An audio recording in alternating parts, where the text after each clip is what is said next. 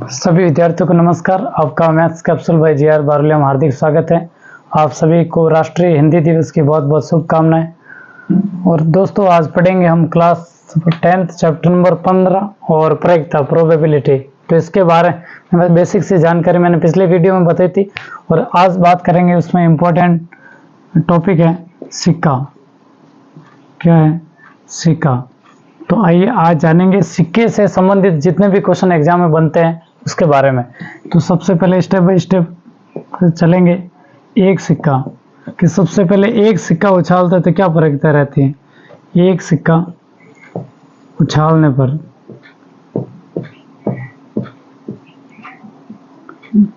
तो एक सिक्का उछालने पर क्या होता है? तो एक सिक्का उछालने पर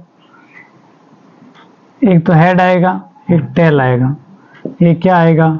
एक आएगा हेड यानी चित्त, और एक आएगा टेल मतलब पट। तो एक चित्त आएगा, एक पट आएगा, एक हेड आएगा और एक टेल आएगा।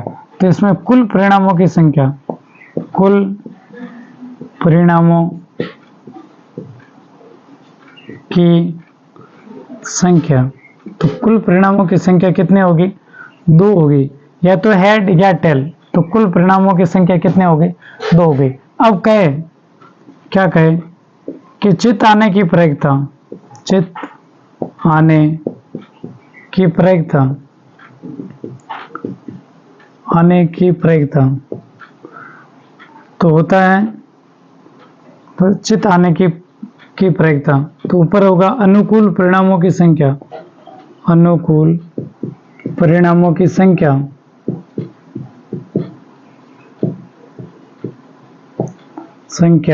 बटा कुल परिणामों की संख्या, कुल परिणामों की संख्या। ये फॉर्मूला है किसका? प्रायिकता का। ठीक है ना? तो उसको प्रायिकता को और बता लेता हूँ। प्रायिकता को पीई से दर्शाया जाता है, जहाँ पी का मतलब प्रोबेबिलिटी है यानी संभावना।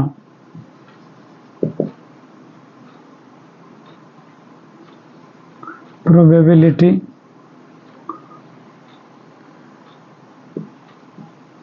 यानी कि संभावना, और ई फॉर इवेंट होता है। ई फॉर इवेंट, इवेंट यानी घटना। तो किसी भी घटना के होने की संभावना वो पी यानी प्रायिकता है। तो अनुकूल परिणामों की संख्या बटा कुल परिणामों की संख्या। तो वह चित्त की बात करें तो चित्त कितना? हेड एक ही आएगा, तो 1 और बटा कुल परिणाम कितना है? 2। तो 1 बटा 2 हो गया किसका? चित्त आने की प्रायिकता। इसी प्रकार से पट आने की प्रायिकता, पट आने की प्रायिकता। तो पट आने की प्रायिकता क्या होगी? वो क्या होगी भाई? पट कितना हो गया? टेल 1 हो गया और बटा 2। तो 1 बटा 2 इसकी चित्त आने की, 1 बटा 2 हो गई पट आने की, यानी आधी संभावना चित्त आने की, आधी हो गई पट आने की। ठीक है। इसके बाद में 2 सिक्कों की बात करें। 2 सिक्के एक साथ उछालने पर, 2 सिक्के एक साथ उछालने पर, 2 सिक्के एक साथ उछालने पर क्या होगा? Head head, head tail, tail head और टेल टेल। तो कुल परिणाम कितने होंगे? 4 होंगे। या तो दोनों हेड आएंगे, एक हेड एक टेल आएगा, एक टेल एक हेड आएगा, या दोनों टेल आएंगे। ठीक है। इसलिए कुल संभावित परिणाम, कुल संभावित परिणामों की संख्या, परिणामों की संख्या कितनी होगी? 4 होगी। इसमें कैटेगरी बनेगी क्वेश्चन आने की कि एक सिक्के को उछालने पर चित्त आने की प्रायिकता और एक सिक्के को उछालने पर पट आने की प्रायिकता क्या होगी। उसके बाद में 2 सिक्के एक साथ उछालने पर क्या होगा? Head head, head tail tail, tail head और टेल टेल। तो कुल संभावित परिणामों की संख्या होगी 4। क्वेश्चन कैसे पूछेगा कि दोनों चित्त आने की प्रायिकता, दोनों चित्त आने की प्रायिकता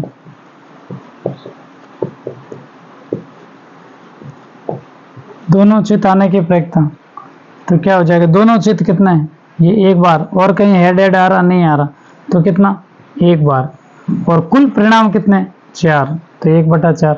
अनुकूल परिणामों की संख्या 1 और कुल परिणामों की संख्या 4, अनुकूल परिणामों की संख्या 1, कुल परिणामों की संख्या 4। दूसरा क्वेश्चन, दोनों पट आने की संभावना, दोनों पट आने की संभावना, आने की प्रयत्न, आने की प्रयत्न, तो दोनों टेल आने की, कहाँ दोनों टेल, एक बार ही आएगा 4 में से, तो 1/4 ही हो गया। तो 2 क्वेश्चन बन गए। अब कम से कम एक चित आए, कम से कम एक चित, एक तो ये क्वेश्चन बनेगा, एक क्वेश्चन बनेगा कम से कम एक पट, कम से कम एक पट आने की प्रयत्न, तो कम से कम एक चित आने की, तो कम से कम यानी ज्यादा हो सकता है, कम से कम एक हेड होना चाहिए, एक हेड इसमें, एक हेड इसमें, एक हेड इसमें, तो कितनी संभावना है, कुल 3 संभावना है, जहां पे कम से कम एक हेड आ रहा है, एक चित आ रहा है, तो कितनी है संभावना, 3 और कुल परिणाम 4। कम से कम एक पट आने की, तो एक पट ये आ गया टेल, एक टेल ये आ गया, एक टेल ये आ गया, तो इसके भी कितनी संभावना हो गई, 3/4 हो गई। मेरे हिसाब से ये यहाँ तक समझ में आ गया होगा। इसके बाद में आगे बात करते हैं।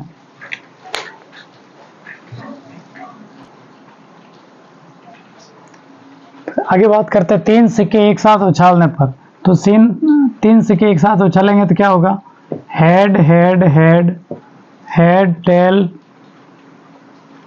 Head tail, head, head tail tail, और हेड हेड टेल हो गए। ऐसे कर दो, या इसको याद करने का तरीका ये भी हो सकता है, जैसे तीनों हेड हो गए, head head tail, head tail tail, और हेड टेल हेड, ये हो गया, ये 4 हो गए। उसके बाद में ये ले लो, टेल टेल टेल, और जहाँ जहाँ हेड है वहाँ वहाँ टेल कर दो, और टेल की जगह हेड कर लो।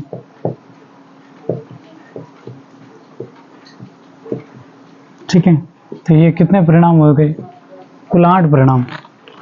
इसलिए कुल संभावित परिणामों की संख्या, संभावित परिणामों की संख्या, ठीक है ना, तो कुल संभावित परिणामों की संख्या कितनी होगी, 8, 1 2 3 4 5 6 7 8, 8 हो गई। ठीक है, अब इसमें से क्वेश्चन पूछने की संभावना क्या क्या बनेगी, देखो, पहला कि तीनों चित हो, तीनों चित आने की प्रयत्न, तीनों चित आने की प्रयत्न, ठीक है, तीनों चित आने की प्रयत्न। उसके बाद में हो सकता है तीनों पट आने की प्रयत्न, तीनों पट आने की प्रयत्न,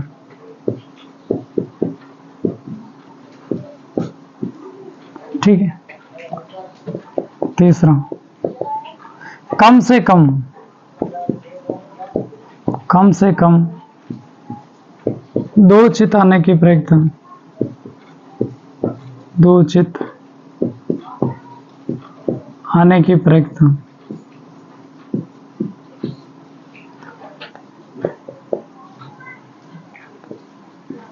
कम से कम 2 पट आने की प्रयत्न,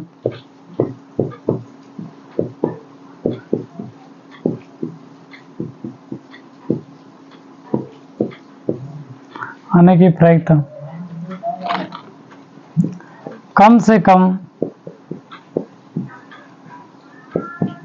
1 चित आने की प्रयत्न, 1 चित आने की प्रयत्न, आने की प्रयत्न। उसके बाद में 6 नंबर पे कम से कम